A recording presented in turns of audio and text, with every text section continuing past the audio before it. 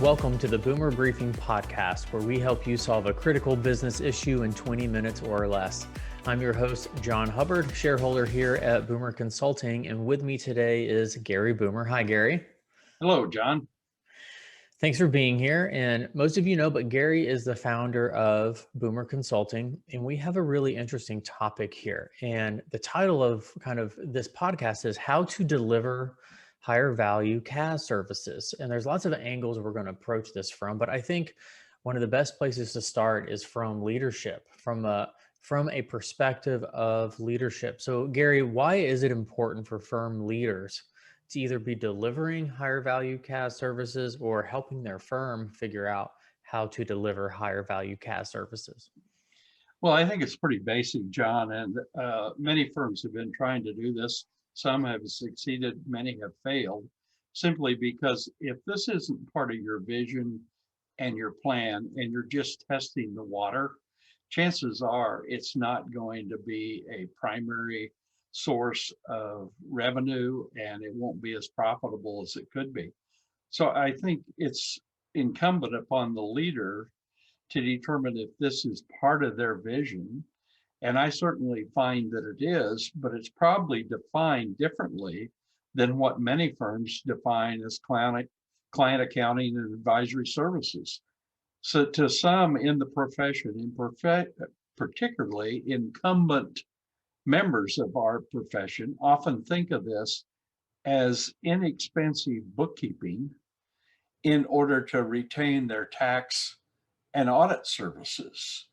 But mindset is very important here if you're going to succeed and not only sustain success, but remain future ready.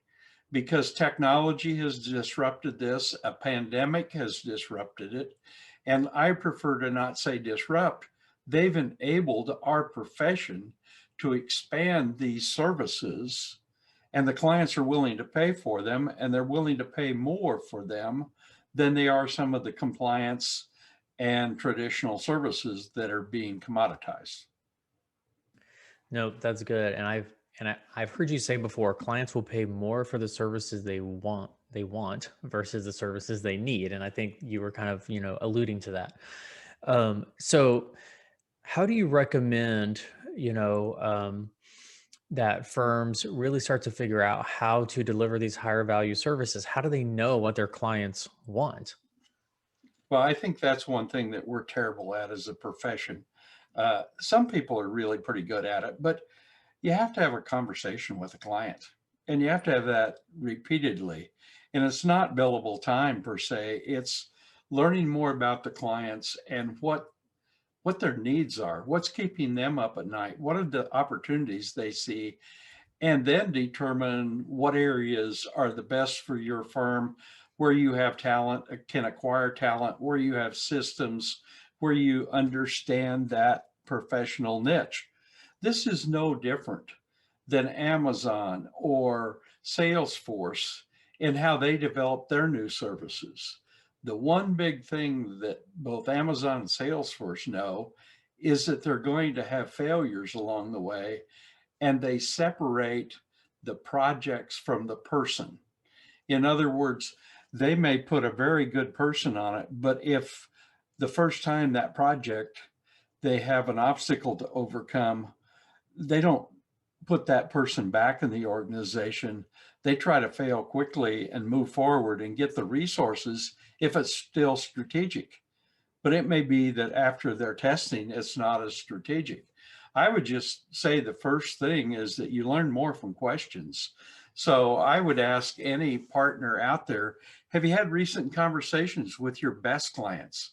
I don't mean all your clients, but your best clients as to what their dangers, opportunities, and strengths are. And I think you'll find a tremendous amount of business. We certainly found that when the pandemic hit, the first thing we did is call our best 20% of our clients. They told us exactly what they needed. It was a pivot plan. So I think this is an opportunity for firms out there. That'd be my first question. So, You said that our profession historically has been bad at these types of conversations, just missing out on these huge opportunities. And I feel, probably more than ever, that given the context of where we are today, in the market, in our country, that the context is there and clients are wanting and needing and expecting us to step up in this area and to learn more about their businesses to improve their lives, improve their businesses. So do you have any other suggestions or recommendations or questions for our listeners? Absolutely. Your clients are no different than the firm. They're small businesses just like you. You have tax software and production software. They may have production software, but they need their problem solved just like you do. So as you solve your problems, you provide value to the client. So the second question I'd really ask is, what's holding you back out there? And generally, this is internal resistance. And I'd ask any firm, do you have a partner or partners who are holding you back? And invariably, the answer is yes. And it often comes from an audit or tax partner. And the thing I've learned from the large companies is they don't allow reporting through a existing service line or product line. It goes directly to a vice president or a president that has the budget, can make the calls, get the resources, because they set this up to succeed, not to fail. And I think oftentimes we've set it up, client accounting services, so it's either just a side business that we don't want to lose the client. We're playing defense rather than offense. So I think that question is pretty important. I think the other question I'd ask is, what are the difference between the client's needs and your needs? I think if you sit down and think about it, a lot of the same needs are there. They have leadership needs. They have talent, technology, process, and they want to grow. So their needs are very much like the typical firm. Right. And that, go ahead, John.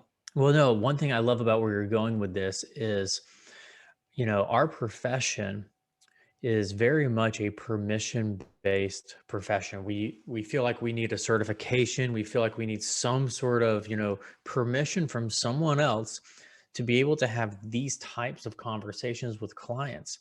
And in reality, if you're looking for permission, you have it, because to the point you're saying, Gary, how your firm is operating, your clients have the same challenges, just different software or maybe, different titles. So Gary, back to your questions. Any other questions there? Well, I would just go on to that one and say your permission's really from the market. The market is asking this because in Maslow's law, self-actualization is at the top. We have clients that have more money than they have time today. And we're operating in an abundance environment, not a scarcity. And once you flip that switch, the needs, the requirements are much, much different, as is the economic and business model. But I would say a real important question is, do you have the right people and the right skill sets? And it's tough to take someone out of compliance work and put them in consulting. Their brain has been trained differently. Their processes are different.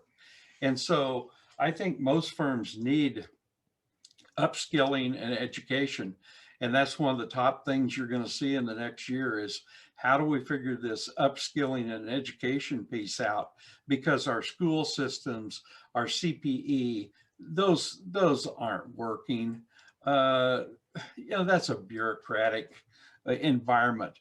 Most of my knowledge in education comes outside of CPE that's commanded by the profession. It comes from looking outside, getting new research and new information. But I think an important point is, you may have very good people in your CAAS program, but they were trained before the technology was here. Most of them were trained to reconcile and make sure the information was accurate, and they focused on history rather than taking that data that's available, automating it, producing reports. And we'll get into that in what the client really wants. But you may have people in your bookkeeping department that say, oh, I don't want to move to QuickBooks Online. It's not as good as QuickBooks Desktop. Don't have that argument. Don't waste your time. If the client's not in the cloud and you're not in the cloud, you're not going to be able to survive for the long run. You're not going to be able to sustain growth and sustain future readiness by staying on that platform. So you have to operate with some basic premises, and we'll get more into that in the next section. But I think if you just ask some questions here, there's great opportunities, but you have to have the mindset to think differently, to change, and learn faster than the competition if you're going to succeed for the future. Right. And I had a client say to me once, the more questions like this we ask our clients, the less we need to sit around a conference room table and try and come up with ideas for what type of services to offer, because they tell us. We just ask and they tell us. And so then it becomes kind of just, writing the order, so to speak. And so I think what you're saying here is really powerful. So for those listening that are really interested in thinking, all right, Gary's, spot on, we need to get moving here. What's the next best step you would tell one of our listeners? Well, we produced articles. They can go online, they can learn from us, but there are a lot of other resources. CPA.com has some resources. Intuit has resources. Sage, Intact. We've written a lot of shortcut and tools for the profession. And I'm telling you, this is not technical. And you being a growth and marketing guy, our marketing and sales have to change. Mm-hmm. And the message that we put out to the client has to change.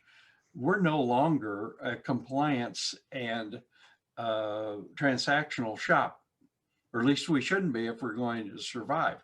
Now, we don't have to get rid of that business, but we package it and we message it together. And I think that's very, very important.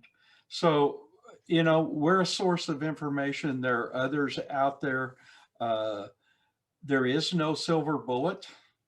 I believe that it's just like any other business. It starts with a vision and a plan, and then determining who. Now, that may be different than what many of you are thinking out there. We need to know how. No, you need the who's. The who's know how, or the who's are passionate and will learn how, and they'll get it done. But it can't be a part-time job after you have 1,500 to 1,800 hours in compliance work in your firm. That just isn't going to cut it. And it never has, and it never will. Yes, Gary, I love that. So I just got off the phone with a managing partner of a mid-sized firm, and we were talking about this who, not how concept. And he said something that was really, really relevant to this conversation. And that is, the who's that we identify in our firm, we often attach to that a lot of requirements of the fact that maybe they have 20 years of technical experience. They have, just kind of certain check boxes that really don't line up with the fact that you can be training your youngest, newest staff members in exactly what you're talking about here, and they're going to be able to generate more revenue, serve clients better, and probably win more firm clients, not just a tax client or, an audit client, but a true firm client. This is not limited to just the technical professionals. Would you agree with that, Gary? Absolutely. This is a team sport. And the CPA needs to decide whether they're going to pay defensive lineman or quarterback. Yep. And if they play quarterback, this can be very lucrative and they can build a great team around them. If they decide to stay in the trenches, they're going to just be replaced within a short lifetime. because there's another one coming on that's probably younger, faster, quicker, and maybe even smarter than they are. So, this isn't that complicated, but we tend to overcomplicate it because of our technical backgrounds. Right. Well, Gary, this has been a great conversation. I know you write a lot, you put a lot of content out there. Tell the listeners where they can find you on social media. Well, social media, LG Boomer on Twitter and on LinkedIn. Mm-hmm. And also, our website, boomer.com, is a good resource. I'm on there, and feel free to contact me via email, lgboomer@boomer.com. Perfect. I'll respond to your email. All right, Gary. Well, thanks so much. This was a great conversation. Thanks for being on this episode of the Boomer Briefing Podcast. And for our listeners, we release a new episode every Tuesday morning. So stay tuned for the latest episode. Thanks so much.